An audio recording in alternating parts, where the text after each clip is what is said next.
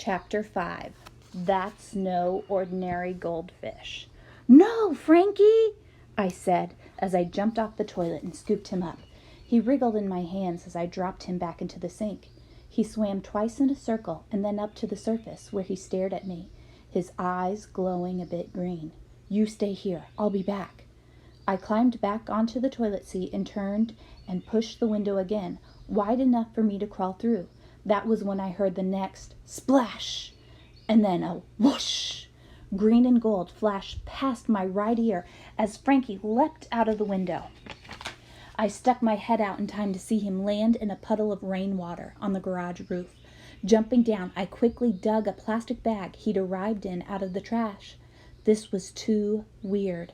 Frankie really wanted to go outside. None of the ping-pong ball fish ever did anything like this. Once I'd filled up the bag with water, I scrambled out onto the roof. "I guess you're coming with me then," I said as I scooped up Frankie from the puddle and plopped him in the bag. I tied a knot in the top and held the bag in my teeth as I climbed down the side of the garage.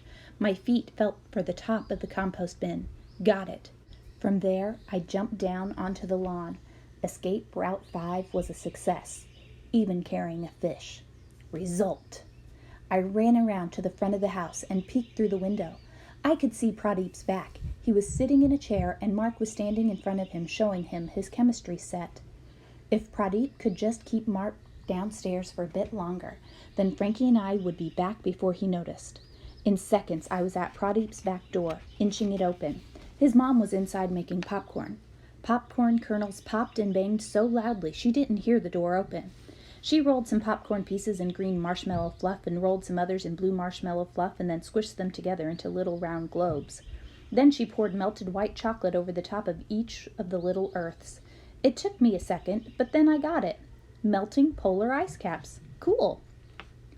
"Samina," she called out, "can you come and help Mommy take out our party plates?" Sammy burst through the kitchen door, dressed in mermaid pajamas and a blue and green tail swooshing behind her. The tail got caught in the door, yanking her onto the floor with a thud. I covered my mouth so she couldn't hear me laugh. And before you say anything, laughing at little sisters doing stupid things is totally not evil. It's not even mostly evil. It's just regular. As Pradeep's mom went over to help her, Frankie and I moved over to the cupboard where all the party stuff was kept. I crouched low behind the counter and put Frankie on the floor in his bag so I could open the cupboard and reach inside. "Samina, would you like to lick the chocolate bowl?" Pradeep's mom asked as she put Sammy back on her feet and turned to take the chocolate and marshmallow popcorn balls out into the living room. I heard the kitchen door shut behind her.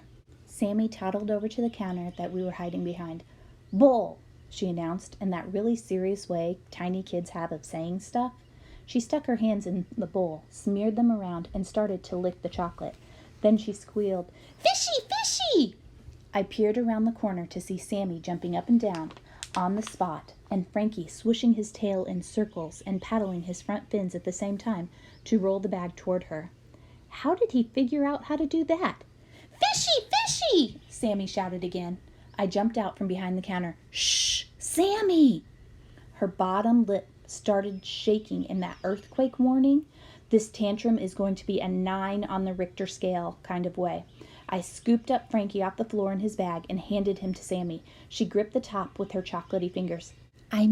"Shh, quiet little fishy," I whispered. "Shh, little fishy," she giggled. She stared at Frankie in the bag. "Swishy little fishy," she said. I ran back to the cupboard and searched. Flowers, sugar, sprinkles, icing, tiny little icing polar bears. Aha! Food coloring. I grabbed the little green bottle and ran back to Sammy and Frankie. Sammy was still holding the bag, but she was much quieter now.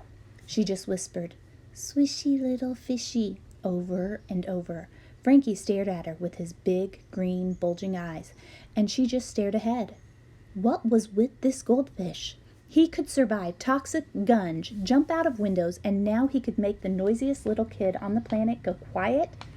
As I looked at Frankie, a little light bulb went on somewhere in the back of my head. Frankie's glowing green eyes.